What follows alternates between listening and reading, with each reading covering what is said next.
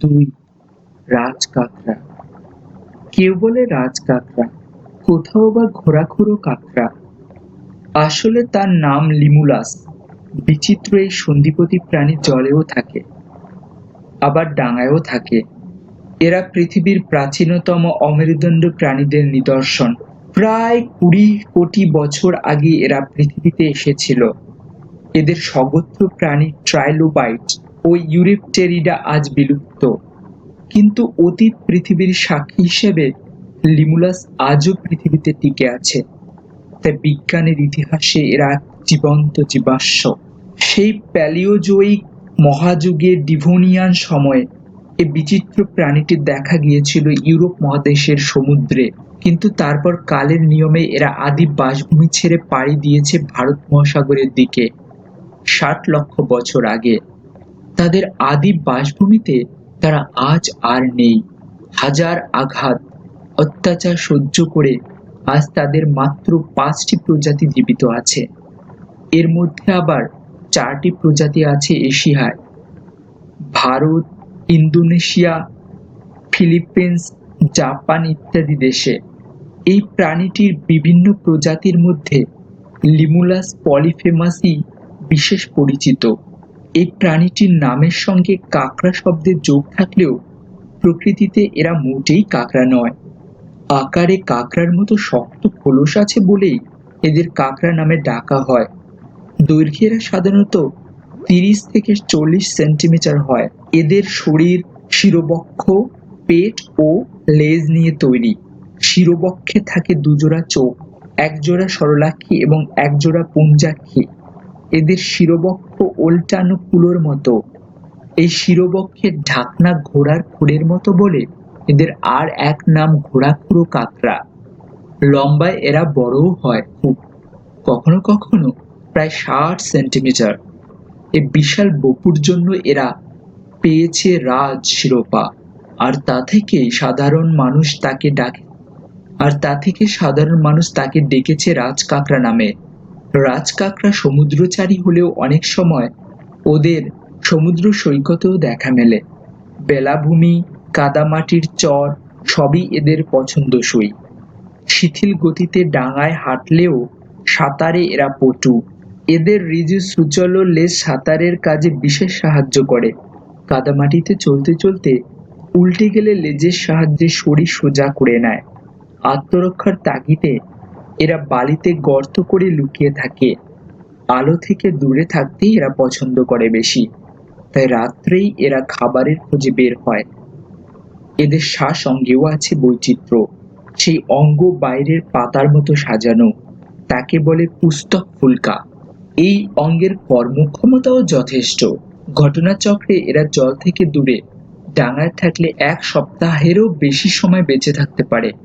সমুদ্রে অন্য প্রাণীদের সঙ্গে থাকলেও হাঙর এবং ইলেকট্রিক রে মাছ এদের বড় শত্রু, তাই তাদের সংস্রব এরা এড়িয়ে চলে।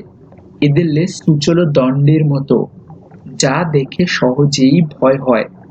তবু এই অঙ্গ দিয়ে এরা কাউকে কখনো আঘাত করে না। আকৃতির মতো প্রকৃতিতেও লিমুলাস অভিনব। এদের পুরুষরা হয় ছোট, স্ত্রীরা আকারে বড়। স্ত্রী লিমুলাস একসঙ্গে 200 থেকে 300টি ডিম পাড়ে। ডিমগুলো আকারে 2 থেকে 3 মিলিমিটার। ডিমগুলো গর্তে রাখার পর তার মুখ এরা ঢেকে দেয়। ডিম ফুটে বাচ্চা বের হতে সময় লাগে 2 সপ্তাহ। এদের সদ্যজাত শিশুর নাম ট্রাইলোবাইট লার্ভা, যা কয়েকবার খোলা বদলে পূর্ণাঙ্গ রাজকাঁকড়ার রূপ নেয়। কেবল প্রাচীনত্বই নয়, বহু গুণও আছে রাজকাঁকড়ার, যা আধুনিক মানুষকে আকর্ষণ করে। এদের চোখে আছে জোড়া স্নায়ুগুচ্ছ। লক্ষ্যবস্তুকে নিখুঁতভাবে দেখার জন্য চোখের একদিকে স্নায়ুগুচ্ছকে যখন সতর্ক করে, অন্য দিকটিকে তখন রাখে নিষ্ক্রিয়। লক্ষণটি থেকে গবেষকরা সন্ধান পেয়েছেন নতুন পথের। এই নীতিকে ভিত্তি করে একটি নির্মাণ সংস্থা নতুন ধরনের টেলিভিশন তৈরির পরিকল্পনা করেছে। এদের চোখ অতি বেগুনি রশ্মিতে বিশেষ সংবেদনশীল। এই অতি বেগুনি রশ্মিকে লিমুলাস যেভাবে কাজে লাগিয়ে যাতায়াত করে, তাও অদ্ভুত। এর ওপর ভিত্তি করে অন্ধকারে জাহাজের দিক নির্ণয়ের আধুনিক নৌকম্পাস তৈরির উদ্যোগ নেওয়া হচ্ছে। জটিল রোগব্যাধি সারাতেও কাজে লাগানো হচ্ছে লিমুলাসকে।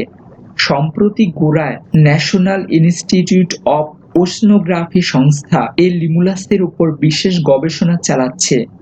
কোনো কোনো জটিল অসুখের জীবাণু চিহ্নিত করার কাজেও লিমুলাস অপ্রতিদ্বন্দ্বী। লিমুলাস বা রাজকাঁকড়ার রক্তের রং নীল। এই নীল রক্ত থাকে ঘনপথধারী এক বিশেষ রক্তকণিকা, যার নাম অ্যামিবোসাইট। চিকিৎসাশাস্ত্রে এই কণিকার পরিচয় হল লিমুলাস অ্যামিবোসাইট লাইসেট নামে। এই রক্তকণিকা কোনো কোনো অসুখের ব্যাকটেরিয়া জীবাণুর ওপর অতিমাত্রায় সংবেদনশীল। এই জন্যে লিমুলাসের শরীর থেকে রক্ত সংগ্রহ করে পরে তাদের কণিকা আলাদা করা হয়। রক্তকণিকা প্রচুর পরিমাণে না থাকায় বেশি রক্ত সংগ্রহের দরকার হয়। প্রায় ৩০% রক্ত লিমুলাসের দেহ থেকে সংগ্রহ করা হয়। কিন্তু মজার ব্যাপার হলো এত রক্ত দেওয়ার পরও লিমুলাস অসুস্থ বোধ করে না এবং তারপর তাকে জলে ছেড়ে দিলে ১ সপ্তাহের মধ্যেই ওই রক্তের ঘাটতি সে পূরণ করে নেয়। লিমুলাসের রক্তদানের এই অভূতপূর্ব ক্ষমতার জন্য তাকে বলা হয় এক্সট্রা অর্ডিনারি ব্লাড ডোনার। এই সরল সামুদ্রিক প্রাণীটি মুরগি ও শূকরের লোভনীয় খাদ্যও বটে। অনেক দেশের লোক এদের মাংস খায়। মালয়েশিয়ার সন্তান সম্ভাবনা মায়েদের পুষ্টির জন্য রাজকাঁকড়ার ডিম খাওয়ানো হয়। এই প্রাণীটিকে নিয়ে প্রবাদ ও সংস্কারও আছে অনেক।